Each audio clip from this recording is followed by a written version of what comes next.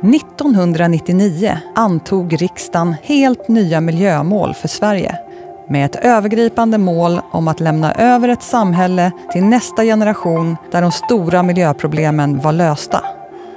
Hur gick det till när de togs fram och hur har det gått för dem sen?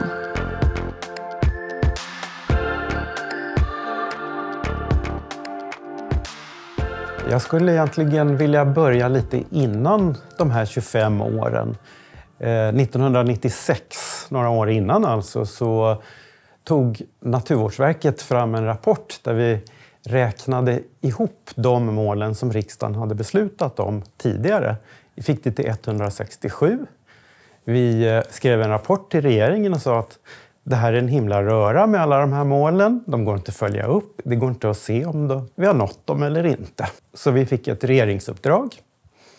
Och i det regeringsuppdraget så tänkte vi väldigt noga. Vi kollade med olika andra intressenter, kommuner, länsstyrelser, branschorganisationer. Vad tycker ni? Hur tycker ni att miljömål ska se ut?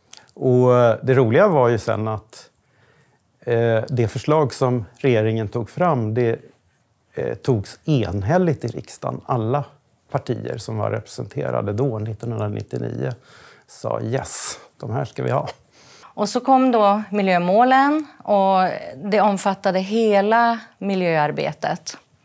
Och alla delar i samhället egentligen, det var väl det som var extra spännande. Så vi satte igång ett ganska stort, vad ska man kalla det för? Samverkansarbete tillsammans med kommuner, aktörer, företag och delade in oss i lite grupper och hade workshops och pratade om tillståndet, tog fram åtgärder.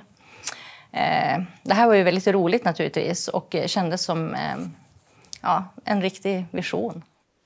Och sen var det väl år 2005 tror jag det 16:e miljömålet kom. Ett rikt växt- och djurliv. Ja, precis. Jag kommer ihåg att det var en utmaning i att det var så många. Och de skulle ju liksom både fungera små och så stora för sig själv. Och de skulle ha en liten egen färgskala. Men eftersom de skulle vara så små så var de tvungna att vara väldigt rena och enkla. Men ändå stora och trevliga att titta på skulle också fungera. Hade någon sagt till mig då att de skulle vara kvar i 25 år och att de fortfarande är Sveriges liksom officiella symboler för det här, då hade jag nog haft total kramp och inte fått ur med ett enda streck. För då, ja. Men jag minns det bara som ett roligt och lättsamt jobb.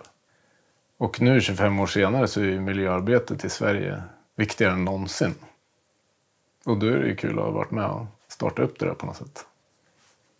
Det är inte alltid lätt att nå de olika målen.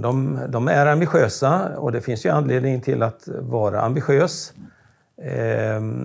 Vi vill ju kunna lämna över ett samhälle till nästa generation där de stora miljöproblemen är lösta. Och så hette det redan från början också. Men det är ett tålmodigt arbete. Jag tycker inte vi ska tappa tålamodet och tappa orken. För det finns alltid bra saker att göra och målen är en väldigt bra ledstjärna i det arbetet. Jag kan ju se exempel där andra länder kan vara lite avundsjuka på oss. I EU-arbetet till exempel, eller i globala arbetet som har miljömålssystemet. Miljömålen väcker intresse och nyfikenhet i andra länder. Bland annat Australien, Norge och Frankrike har låtit sig inspireras av det svenska miljömålssystemet.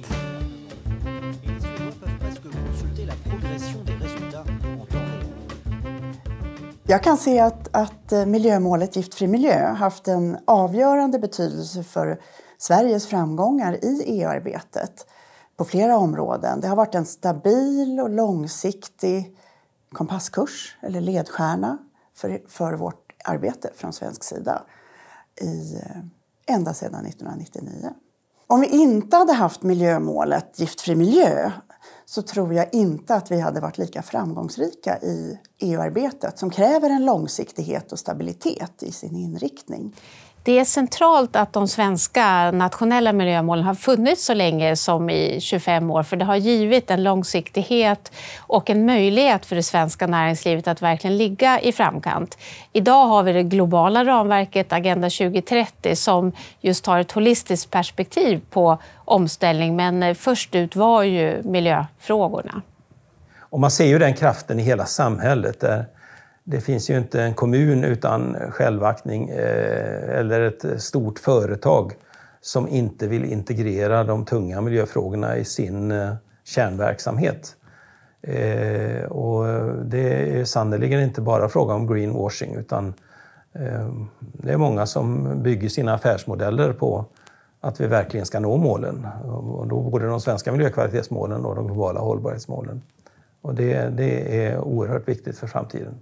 Det är bara något år sedan som vi gick i mål med att få in hormonstörande ämnen som ett särskilt farlighetskriterium i klassificering- och märkningslagstiftningen. Och det har Sverige drivit oavsett regering med riksdagens miljökvalitetsmål giftfri miljö som grund i jättemånga år. Och nu är det en av farlighetsklasserna. Så nu ska vi genomföra det också i praktiken. Mina förhoppningar framöver är ju att regeringen verkligen satsar på att man når de här målen. Och där behöver man ju både satsa resurser och visa mod gentemot andra samhällsintressen som verkar mot miljömålen. Jag hoppas att den här långsiktiga stabila kompasskursen ligger fast. Att ledstjärnan finns kvar. De kan naturligtvis behöva revideras och kompletteras.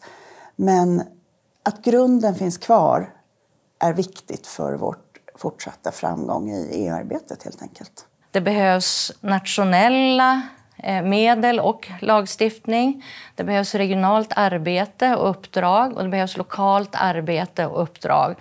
Och allt det här ska liksom sammanlänkas och det är min stora förhoppning. Jag tänker att det pågår också mycket arbete på EU-nivå och på nationell nivå kring de här frågorna. Och det är bara att kämpa på för att vi behöver som alla delarna egentligen. Och att vi orkar fortsätta jobba för miljömålen. För att klara av de utmaningar som vi står inför idag så är det så viktigt att ha ett systemperspektiv och ett holistiskt perspektiv egentligen på omställningen. Så min förhoppning framåt är att vi tänker globalt, att vi tänker att näringslivet har väldigt mycket svar på lösningarna och att vi just tar det här holistiska greppet på olika utmaningar, för det finns lösningar framåt. När vi summerar 25 år med miljömålen så måste jag säga att jag känner mig stolt som chef för Naturvårdsverket att se hur vi har tagit de här frågorna vidare och hur vi arbetat för att förbättra miljön steg för steg tillsammans med väldigt många andra. Ibland når vi inte hela vägen fram, men det är ett väldigt omfattande arbete som har genomförts. Så stort tack för det och hoppas att vi har miljömålen med oss framåt också. Miljömålen har nu funnits i 25 år. Insatser för miljön ger resultat, men uppföljningen visar att vi fortfarande har lång väg kvar. Därför behövs fortsatt kontinuitet och hängivenhet för att vi ska nå Sveriges miljömål.